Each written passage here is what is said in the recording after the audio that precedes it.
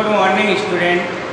आज हम बीएड द्वितीय वर्ष के तहत ज्ञान एवं विषय ज्ञान एवं पाठ्यक्रम इसके तहत अपना टॉपिक है राजनीतिक विचारधारा के अनुसार पाठ्यक्रम की विशेषता। इससे पूर्व की कक्षा में हमने पाठ्यक्रम क्या होता है एवं पाठ्यक्रम की परिभाषा क्या है इसके बारे में जानकारी प्राप्त कर चुके हैं और पाठ्यक्रम के प्रकार और पाठ्यक्रम की आवश्यकताएं इन सभी के बारे में इससे पूर्व की कक्षा में हम ज्ञान प्राप्त कर चुके हैं। आज हम डिस्कशन करेंगे राजनीतिक विचारधारा के अनुसार पाठ्यक्रम की क्या विशेषताएं होती हैं। तो राजनीतिक विचारधाराओं ने बताया कि पाठ्यक्रम में विविधता का समावेश होना चाहिए। इसके तहत राजनीतिक विचारधारा का अनुसार पाठ्यक्रम में 6 पॉइंट होने चाहिए। 6 पॉइंटों के तहत ये विशेषताएं हैं। पहली विशेषता बतलाई गई है कि पाठ्यक्रम में विविधता का समावेश होना चाहिए। दूसरी विशेषता बतलाई गई है कि पाठ्यक्रम जो है विस्तारवादी नीति पर आधारित होना चाहिए, न कि संकुचित। तीसरी विशेषता ये बतलाई गई है कि पाठ्यक्रम एकीकृत होना चाहिए। एकीकृत से तात्पर्य यहाँ है इंटीग्रेटेड। और चौथी विशेषता इसमें बताई गई है कि पाठ्यक्रम लोगों की आवश्यकताओं एवं जीवन पर आधारित होना चाहिए, अर्थात ऐसा पाठ्यक्रम होना चाहिए जो कि लोगों की आवश्यकताओं की पूर्ति कर सके। इसी प्रकार पांचवी विशेषता जो है वो बताई गई है कि पाठ्यक्रम लचीला होना चाहिए। या लचीले से तात्पर्य फ्लेक्सिबल, अर्थात समय के अनुसार उस पाठ्यक्रम में चेंज कर सकें, ऐसा पाठ्यक्रम होना चाहिए। फिर छठी विशेषता बतलाई गई है कि पाठ्यक्रम व्यावसायिक आवश्यकताओं की पूर्ति करने वाला होना चाहिए, अर्थात पाठ्यक्रम ऐसा होना चाहिए जो विद्यालय शिक्षा के अलावा व्यावसायिक ज्ञान भी प्रदान कर सके। तो आज इन सभी पॉइंटों का हम विस्तारपूर्वक अध्ययन करते हैं। यह टॉपिक जो कि राजनीतिक विचारधारा के अनुसार पाठ्यक्रम की विशेषताएं हैं यह इम्पोर्टेंट टॉपिक है और यह इसमें से हमेशा बीएड सेकंड ईयर में प्रश्न आते हैं।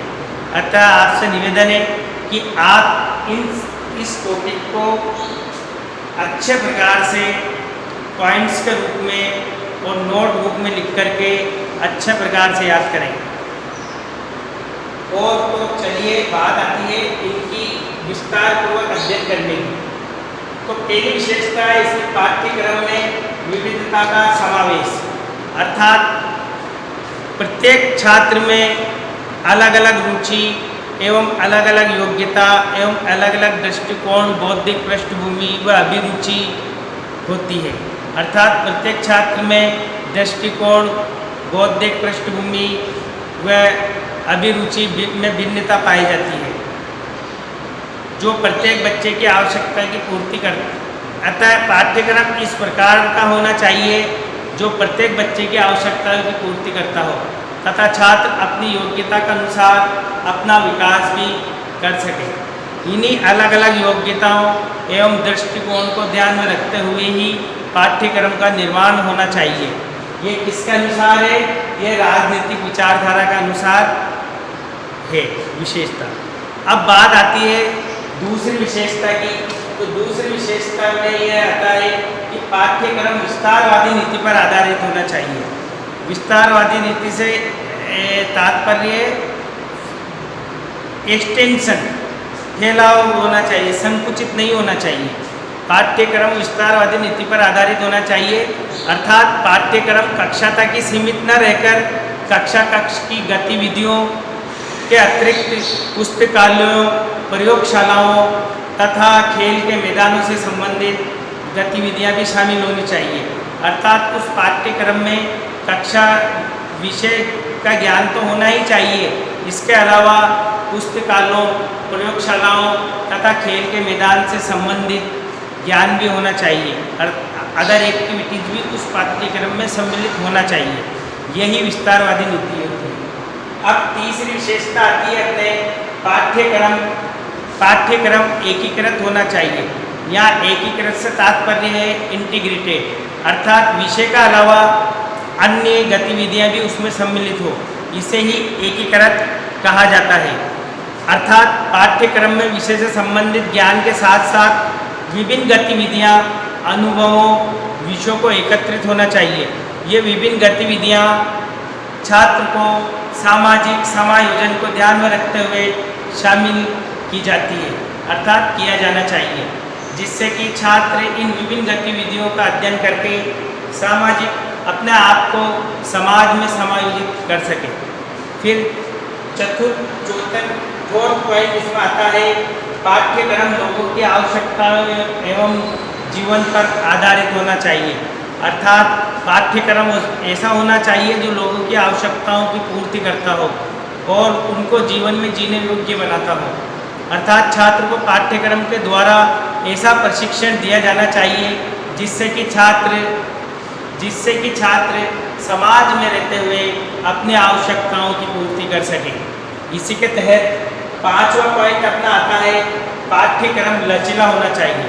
अर्थात पाठ्यक्रम लचीला होने से तात्पर्य यह है कि यदि इसमें आवश्यकता महसूस हो तो समय पर इसमें परिवर्तन कर सके। ऐसा पाठ्यक्रम होना चाहिए जो समय के अनुसार और परिस्थिति के अनुसार चेंज किया जा सके। इसी के तहत अपना छठा नंबर का पॉइंट आता है, पाठ्यक्रम व्यावसायिक आवश्यकताओं की पूर्ति करने वाला होना चाहिए। अर्थात व्यावसायिक आवश्यकताओं की पूर्ति करने से तात्पर्य यह है कि पाठ्यक्रम कक्षा ज्ञान एवं विषय ज्ञान के अलावा ऐसा पाठ्यक्रम होना चाहिए जो व्यवसायिक की आवश्यकताओं की पूर्ति करता हो, जिससे कि व्यक्ति अपने समाज में रहकर या बाहरी रूप में व्यवसायिक कार्य को संपूर्ण कर सके। तो आज हमने पाठ्यक्रम की राजनीतिक विचारधारा के अनुसार क्या विशेषताएं हैं, इन विशेषताओं के बारे में अध्ययन किया।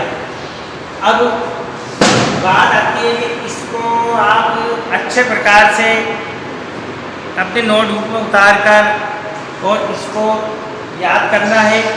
मैं एक बार फिर आपके सामने दोहरा रहा हूँ कि ये इम्पोर्टेंट टॉपिक है और इसमें से प्रश्न अवश्य आता है, अतः आप इसको कंप्लीट कर लें। धन्यवाद।